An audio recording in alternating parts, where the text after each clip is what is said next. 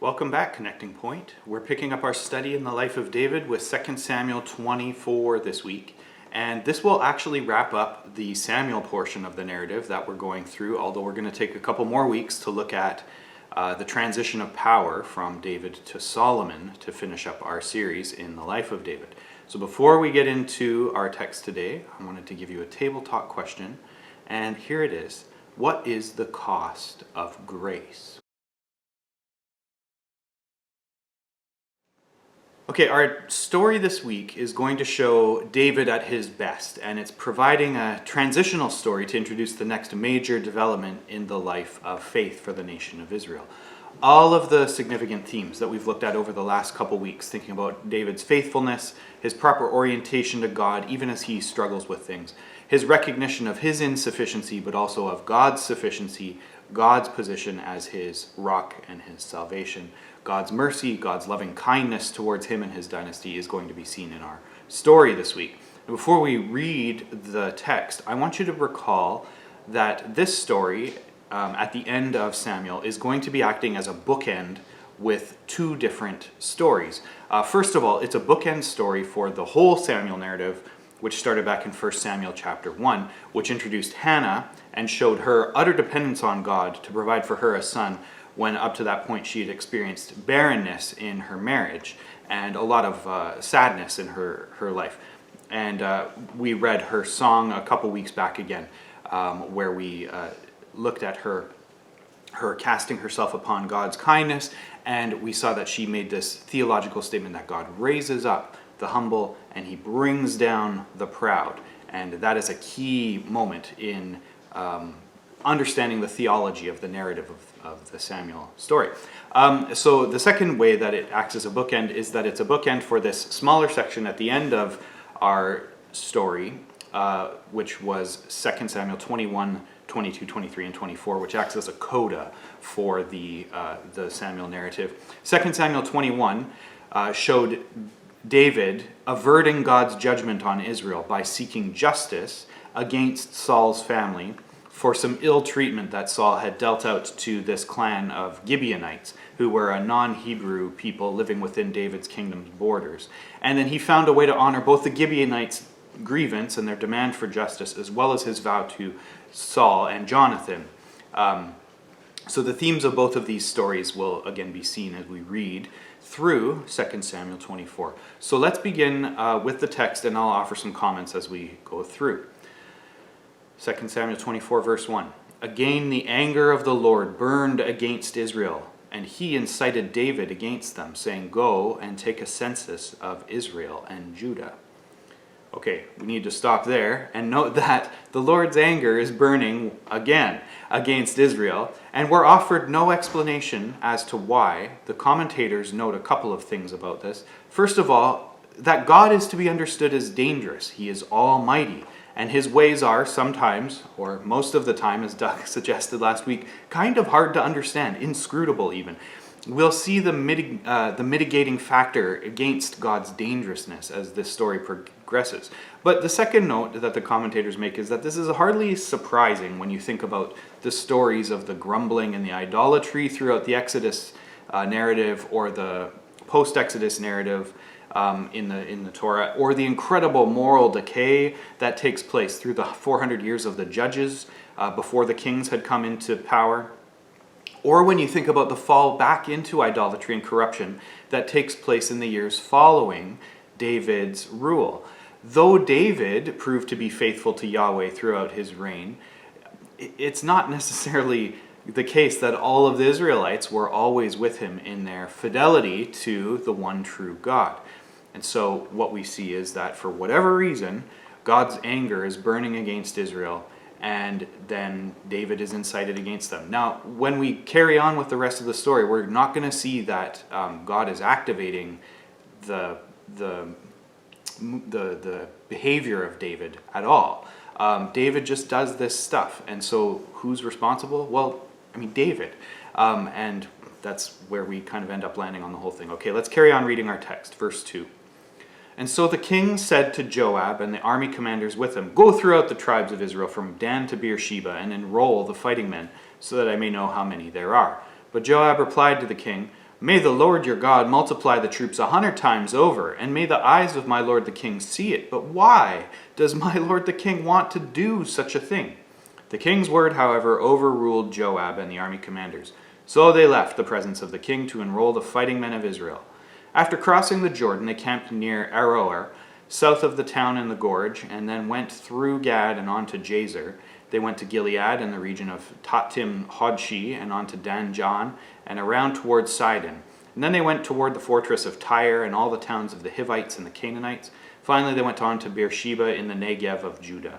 After they had gone through the entire land, they came back to Jerusalem at the end of 9 months and 20 days. Joab reported the number of the fighting men to the king. In Israel there were 800,000 able-bodied men who could handle a sword, and in Judah 500,000. It may have struck you as a bit of an odd choice for God to use a census to be something to inflict judgment on the people of Israel.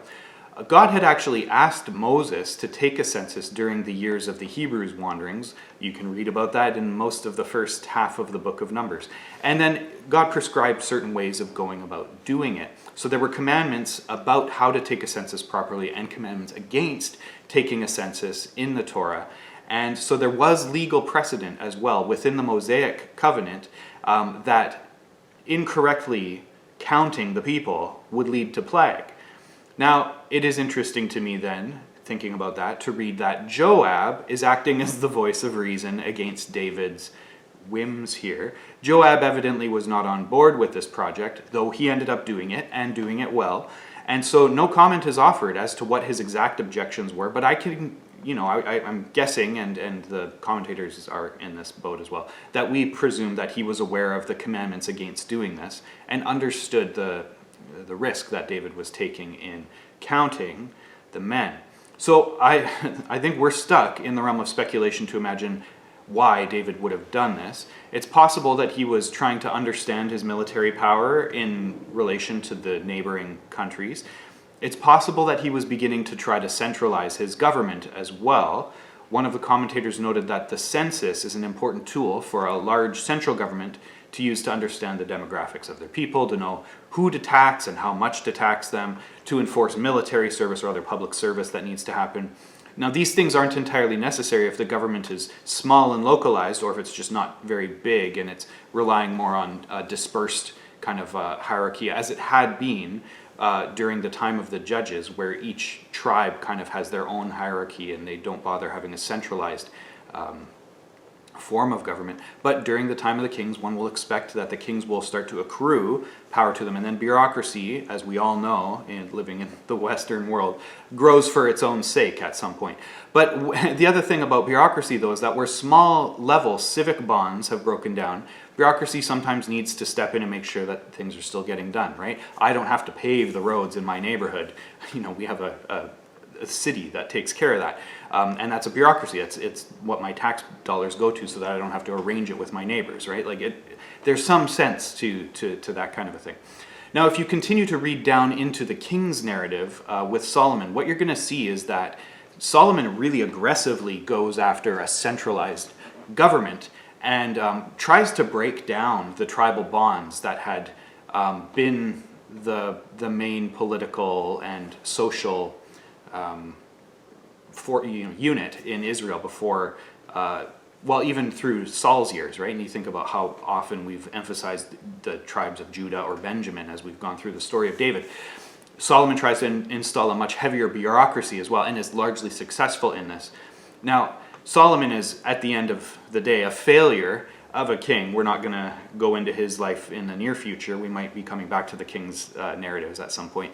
But Israel experiences a golden age under him, even though Solomon ends up being a failure. Now, his most important failure is his inability to control his wandering eyes and to allow his religious and spiritual health, his heart health, to be compromised by his multitude of foreign wives and concubines who led him into idol worship. But one of Solomon's great political failures is the onerous tax and labor burdens that he puts on his people through his centralization of the government.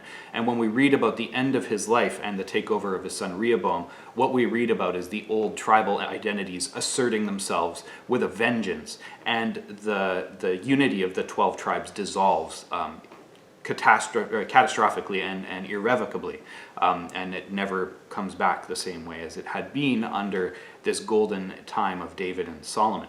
So whatever the case we have here, David is going about doing some sort of centralizing thing, and he's not doing it necessarily correctly. We don't hear that he's following the Torah prescriptions of the whole thing. And then we're going to see what David's reaction is in these verses upcoming. So in verse 10, David was conscience-stricken after he had counted the fighting men, and he said to the Lord, I have sinned greatly in what I have done. Now, Lord, I beg you, take away the guilt of your servant. I have done a very foolish thing. Before David got up the next morning, the word of the Lord had come to Gad the prophet, David's seer. Go and tell David, this is what the Lord says, I'm giving you 3 options. Choose one of them for me to carry out against you. And so Gad went to David and said to him, Shall there come on you 3 years of famine in your land, or 3 months of fleeing from your enemies while they pursue you, or 3 days of plague in your land? Now then, think it over and decide how I should answer the one who sent me. And David said to Gad, I am in deep distress. Let us fall into the hands of the Lord, for his mercy is great, but do not let me fall into human hands. So whatever the thinking process of David here, we don't get a ton of it, but we do see that at this point he's become clearly attuned to the problems that he's caused. And I think it's safe to interpret this section as showing that David was not trusting God by ordering the census, that he was trying to put his trust into the human hands and the swords that he could muster, and he was seeking to use his own ingenuity to make himself feel secure. But now we see the turnaround, and we see David return to the correct posture before the Lord. A couple of weeks back, we talked about how the most fundamental and elemental interaction that we see with the nation of Israel and that we have with God is the one that has always been the case. The interaction is to cry out to God, and then God hears you in your time of distress. God is faithful to pull you out of the depths, and that's what we read in 2 Samuel 22. David shows here his faith in this scene where the prophet Gad comes in and confronts him. And once again, we see what a remarkable man of faith David was. God had used David prophetically during David's life, but he didn't in this moment. God doesn't always just go right to the source. Sometimes you need to have someone else come in and hear it from another voice, right? That was true back in the Bathsheba story when God sent Nathan to David. Now it's true here where God sends this seer of David's, Gad, to David to confront him about the evil that he had done.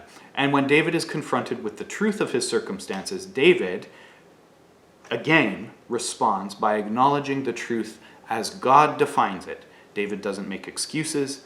David is ultimately captive to the right way of thinking and the right way of living, even as he goes about making mistakes in his life. But he also acknowledges that the grace isn't going to be cheap. Real sin has real consequences. And David rightly understands at this point that the safest place to be when real sin has happened is to be casting yourself upon God's mercy. Now, I know it's a kind of a trope that people say things like, oh, I could never go to church. God would just strike me with lightning if I walked into a church building. They don't understand the heart of God if that's kind of the attitude that they're coming into. Where's the safest place to be when you recognize your own deficiency? Right? God is merciful. God raises up the humble. Admit your guilt. Admit that you're not sufficient. Admit that you've made a mistake. And that's the safest spot to be in your life, is to be casting yourself upon God's mercy. Okay, so I want you to take a moment to talk about this decision that David makes. And here's the table talk question for you. Which of those 3 choices would you have made? And does David's reasoning in verse 14 resonate with you? Interestingly, David doesn't rule out 2 of the choices. He only rules out the one where he's getting chased by his enemies, and he kind of leaves it up to God what's going to happen. So now we're going to see what God does in verse 15. So the Lord sent a plague on Israel from that morning until the end of the time designated, and 70,000 of the people from Dan to Beersheba died. When the angel stretched out his hand to destroy Jerusalem, The Lord relented concerning the disaster and said to the angel who was afflicting the people, "Enough. Withdraw your hand." The angel of the Lord was then at the threshing floor of Araunah the Jebusite. When David saw the angel who was striking down the people, he said to the Lord, "I have sinned. I, the shepherd, have done wrong. These are but sheep. What have they done? Let your hand fall on me and my family." Now, I love verses 16 and 17 here. They're really delightful. We see the story happening first kind of from God's perspective and then from David's perspective. It's almost like they're simultaneously happening.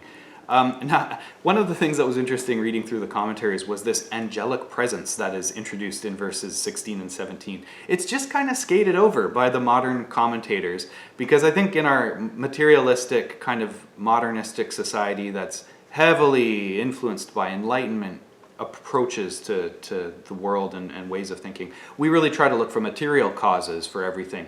And then getting into discussions about how the spiritual reality is manifested in the physical world, that makes us uncomfortable. Because, things are just matter and energy, right? That's what the world's made out of, not spirit. What is spirit? It's hard to, you can't scientifically measure that. So, and which is true. But I'm kind of becoming more convinced over time that the ancients were really onto something, and they were just paying attention to reality in ways that we're not accustomed to. Regardless of whatever the exact circumstances of seeing an angel on a threshing floor are, it's clear to the author, it's clear to David, and it's clear to Gad what is going on, as we're going to see as we go forward into the final section. Now, at this point, David is proven to be right to trust in God's mercy, even as he acknowledges the validity of the justice and the punishment that are being meted out to him and to the people. And we also see that God is, in fact, merciful and rich in his covenant love and faithfulness. Grace is shown, and it's not cheap. There are real consequences, and the wrong needed to be dealt with. But God is not only the just, wrathful God, he's also a merciful God. He makes a way for David and the people to experience his kindness. Throughout the story of David, that's really been the most stunning aspect of David's kingship, has been his recognition of his limits as the king. You probably can think of Lord Acton's old saw about power corrupting and absolute power corrupting absolutely.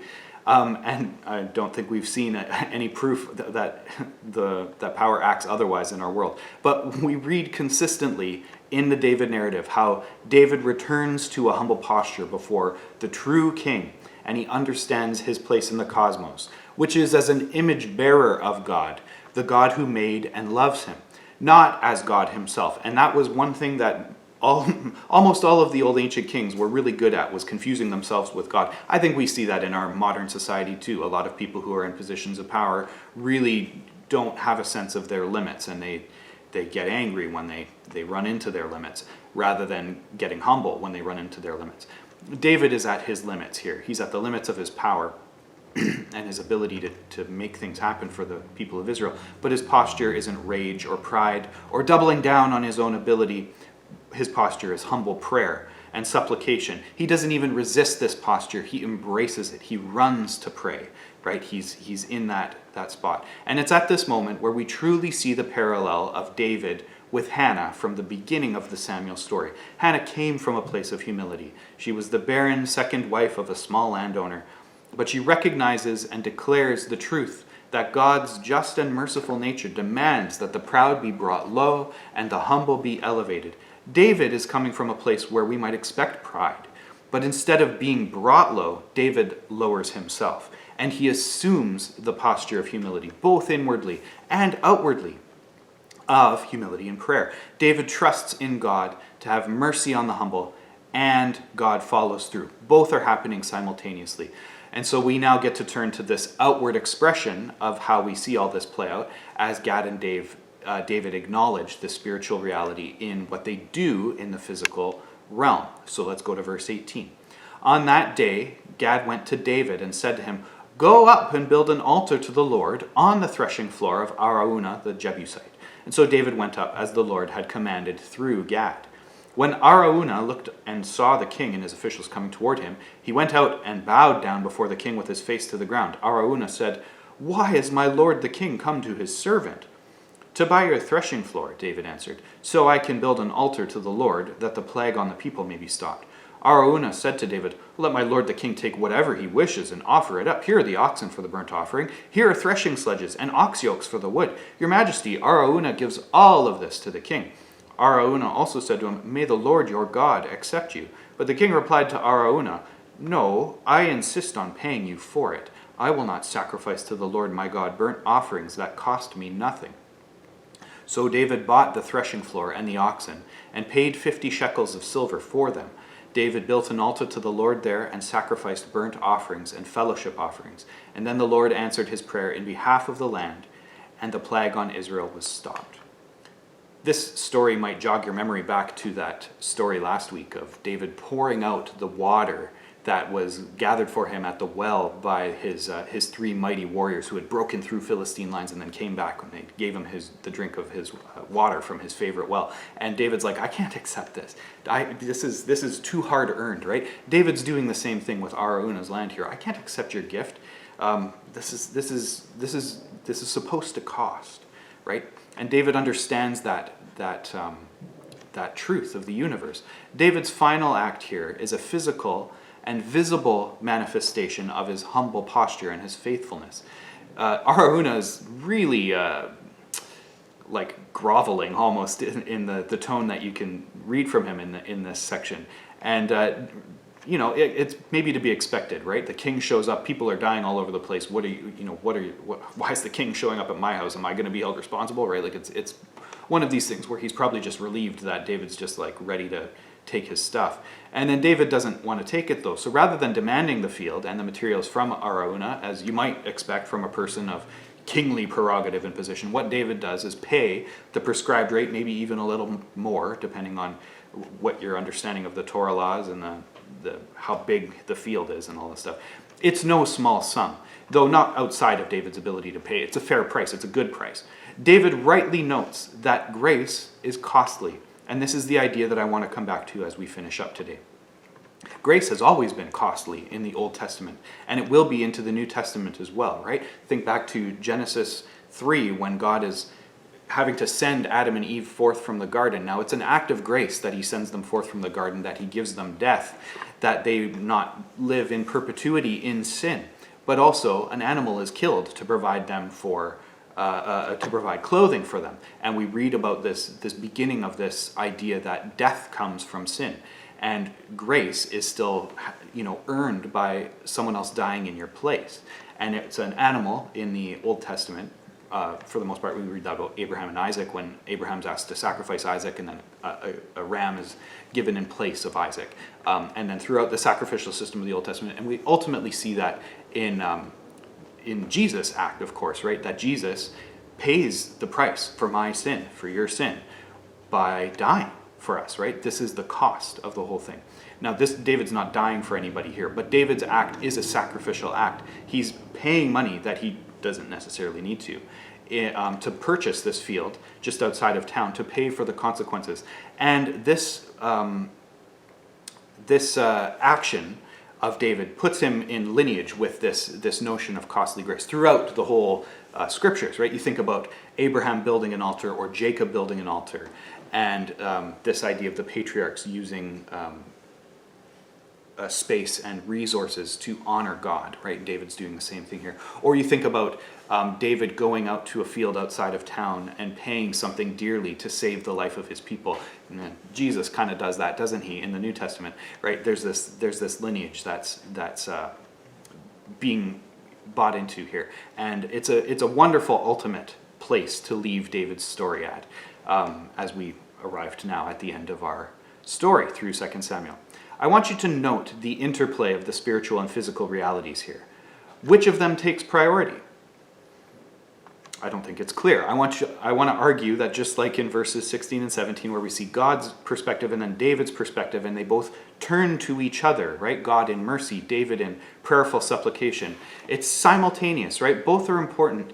Neither the physical manifestation of the spiritual reality or the spiritual attitude leading to the physical expression is in a position of priority. Our lives are complex and interconnected, and I think if we're reflecting realistically and carefully, we find that sometimes correct outward behavior leads to spiritual or mental transformation, right? Habit forming. And other times, we need to have a correct mental or spiritual posturing, which leads then to correct outward behavior. Neither one of them comes before the other. They operate simultaneously and interestingly and interdependently. A last note before we go to our final table talk is that this location at Araúna's field is going to become the location of the temple that is constructed by David's son, Solomon. So David kind of gets the final word, or this final word, in setting up the legitimate religious expression for the people of Israel as their civic and religious life will carry forward into the rest of the Old Testament narrative. And so I want to kind of close with a little bit more reflection about costly grace. We literally have to give up things in our lives to live rightly. Now, you can probably think of some examples from your own life, but I'll give you a few different instances. If I want my body to be trained for excellence in athletics or endurance, I can't give in to my food desires necessarily for all the different carbs and fats and sugars that I might want to eat. I can't just hit the snooze button 12 more times and slumber and not do the biking or running or walking that I need to do to gain the stamina that is my goal, right? I have to mortify desires to attain the virtue that I'm aiming for. The same thing goes with something like a happier, healthy marriage. If I want to have that, I can't be just looking around at all kinds of other people without restraint. I can't be sleeping around. I have to kill those desires in my own life to attain a higher good of a marriage where my wife is honored and happy, where my kids know that mom and dad love each other and them, and where I'm not a slave to my passions. I have self-control over those things. But the same goes in any relationship that you want to be healthy over the long term. You can't be acting out of carnal desires for revenge or for getting one over on somebody else or winning an interaction or whatever the case may be. Healthy relationships are always going to be defined necessarily by self-sacrifice, by not seeking only what it is that you desire out of a relationship. Paul puts this whole concept this way in Philippians chapter 2, verse 3 and 4. Do nothing out of selfish ambition or vain conceit, rather in humility value others above yourselves, not looking to your own interests, but each of you to the interests of the others. This is a really important thing to think about when you think about living a life of grace and of faithfulness. You don't get to just do whatever you want. There are things you have to give up. And it's because you understand that there's a better goal that's out there, that there's a better way of being. And it's not enough to just kind of be ruled by your desires or your passions or by your whims, right? What we've seen throughout the life of David is that David is not a perfect example of a humble king. He made plenty of mistakes. But what we do see is that he models how to get back to that correct spot, to humble himself before his God and before the people, and to pay the cost of grace when it's required. And we end up seeing that exact thing enacted perfectly in the life of Jesus Christ. And then through the power of Jesus' Holy Spirit, we're invited to enact and embody that spiritual reality, the truth that the humble are elevated in all things. And that's our job, whether we're thinking about how to behave in our day-to-day decision making. Maybe we're confronted with large decisions where we need to make a better decision than we would want to necessarily. What we want to be aiming for is the higher goods: real love, hope, faithfulness, humility, gentleness. It begins by posturing yourself correctly before your God, walking humbly before him, and walking in self-sacrifice to the people in your life, to the people around you. So, here's your final table talk question for this week. What costs, maybe it's desires or ambitions or areas where you're tending towards selfishness, what do you need to pay to get better at putting yourself into the position of humility before the Lord? And I want you to pray for each other to grow in humility and in maturity.